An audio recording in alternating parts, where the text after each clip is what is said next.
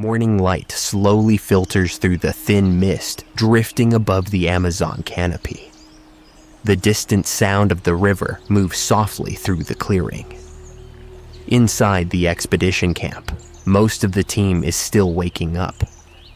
For a brief moment, the forest feels calm. Amelia Ward sits alone at the equipment table inside the operations tent. The monitors around her glow faintly in the dim morning light, quietly processing environmental data collected during the night. In her hand, she holds an old photograph. A much younger Amelia stands beside her father. Both of them are smiling, leaning over a small improvised telescope built from spare parts and curiosity. For a long moment, Amelia studies the image in silence. She does not smile. She does not look sad either. She simply observes the memory, as if trying to understand a version of the past that now feels very distant. Soft footsteps cross the damp ground outside the tent. Captain peers at the entrance. His eyes quickly notice the photograph in Amelia's hand. He pauses, realizing he may have interrupted something personal. Captain quietly apologizes, explaining that he did not mean to intrude. Amelia calmly lowers the photograph and slips it back into her pocket. The movement is natural, but quick enough to reveal she had not expected anyone to see it. She responds calmly, telling him she was about to start her shift anyway. Captain nods. He does not ask anything else. Some silences deserve respect. A few moments later, Captain unfolds an improvised map across one of the equipment cases near the center of the clearing. Hand-drawn markings outline the perimeter of the camp. Amelia approaches while he studies the layout. Captain explains that he kept thinking about the birds they heard the night before. Amelia immediately lifts her eyes toward him, her attention sharpening. Captain points to several areas around the clearing. He suggests installing motion sensors around the perimeter. His finger traces the tree line and the area near the riverbank. But he explains that motion sensors alone would not be enough. He proposes adding short-range thermal detectors, ground pressure sensors as well.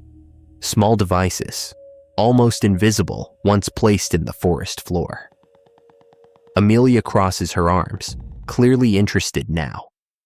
Captain continues outlining the idea. He suggests installing a small electrostatic variation meter as well. If the interference affecting the helicopter was not a normal malfunction, it could indicate unusual electromagnetic activity. Amelia raises her eyes slightly and asks if he noticed that problem too. Captain calmly observes that pilots rarely like to admit when something goes wrong. A short silence follows. Professional, measured. Amelia is already convinced. She tells him it is a very good idea. Reaching for the communicator on the table, Amelia calls Brooks and asks him to come to the operations tent. She explains that they are going to reinforce the perimeter. Brooks answers through the radio, saying he will arrive in a moment. A short time later, Brooks appears carrying a metallic equipment case filled with compact sensor modules. He stops near the edge of the clearing and studies the dense tree line ahead. Taking a slow breath, Brooks comments that if they are planning to install sensors deep inside the jungle, he would prefer to know in advance. He glances again toward the forest and jokes that he was not exactly born to become lunch for the rainforest. Captain hides a small smile. Amelia looks at Brooks with a completely serious expression. For exactly 1 second, she calmly informs him that this is exactly what he is about to do. Brooks's eyes widen immediately. He asks if she is joking. Amelia holds the expression for another moment. Then a small, almost invisible smile appears. The tension breaks. Captain picks up 2 sensor modules from the case and gestures toward the forest, suggesting they start before the jungle makes the decision for them. A moment later, Captain and Brooks disappear between the trees, heading toward the outer perimeter of the camp.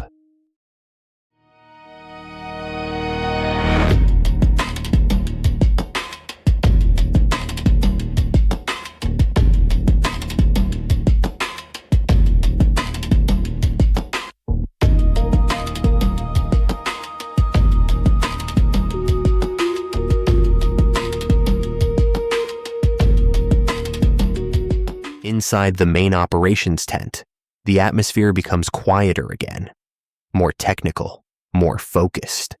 Kenji Watanabe steps inside, carefully observing the equipment layout as he enters.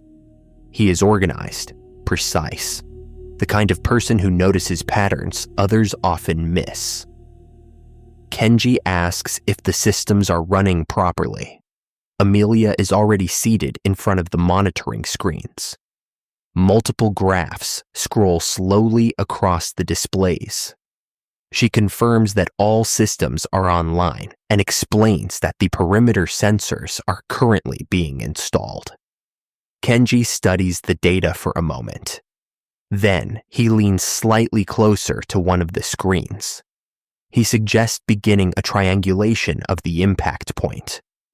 If they combine seismic and atmospheric data from the other research bases with the measurements collected in the Amazon, they may be able to estimate the exact location of the object much more precisely.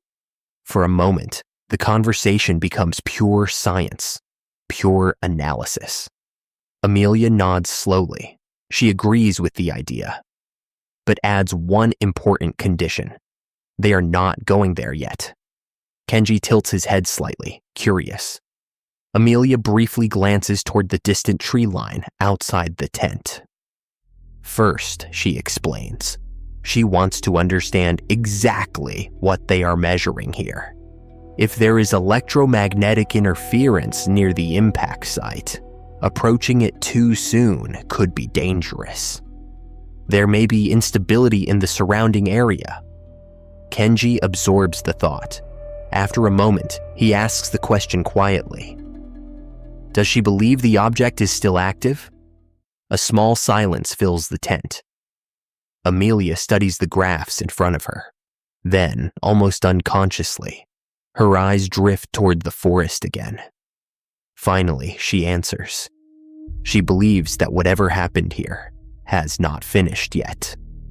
The monitors continue glowing quietly inside the tent. Outside, the Amazon forest remains vast, still, watching. Captain and Brooks move deeper through the trees, fastening sensors onto thick trunks as shafts of warm sunlight cut through the canopy above. Every few steps, Brooks glanced into the shadows, uneasy, as if expecting something to move just beyond sight. Captain worked in silence, securing another device into place, while Brooks kept scanning the dark gaps between the trees. The equipment clicked softly against bark, almost swallowed by the oppressive hush of the jungle. Then Captain reached for the radio on his vest and called for support. Moments later, Walker emerged from between the trees, steady and composed, his posture rigid, his eyes locked on the forest with unsettling focus. Without wasting time, Captain handed him a sensor and ordered a full perimeter line. 10 meters apart, total coverage. If anything crossed that boundary, they would know. Walker accepted the device without hesitation and disappeared deeper into the brush, already beginning the installation. Brooks watched him go, unsettled for reasons he couldn't explain. For a moment, the camera lingered on the darkness between the trees, just long enough to make the silence feel alive. Inside the operations tent, the silence was different, controlled, mechanical. Kenji remained focused on the scrolling data when the tent opened and Ethan stepped inside, carrying a notebook and several printed sheets. He had recovered part of the atmospheric records from the exact moment of impact. Amelia didn't look away from the monitor. She immediately ordered a full synchronization with the other scientific bases. One by one, distant stations responded. Antarctica, the Pacific Platform, Atacama, Central Europe, the Himalayan Post. Across the screens, new layers of information began flooding in. Seismic waves, magnetic distortions, thermal signatures, overlapping maps, and synchronized graphs turned the tent into a living network of global analysis. Once the connections ended, Kenji stepped closer, tracing the logic as the data aligned. If the seismic peaks matched the northern magnetic anomaly, if the thermal trail from atmospheric entry stayed consistent, then the search radius could collapse dramatically. Amelia began layering the data onto the digital map. 3 circles appeared, then tightened, then intersected. The area shrank rapidly. She zoomed in. A final point emerged on the map, blinking. A region had been identified. Kenji studied the coordinates. Beyond the forest ridge, uneven terrain, dense cover. Amelia measured the distance, just 1.8 kilometers from their base. The realization settled over the room in silence.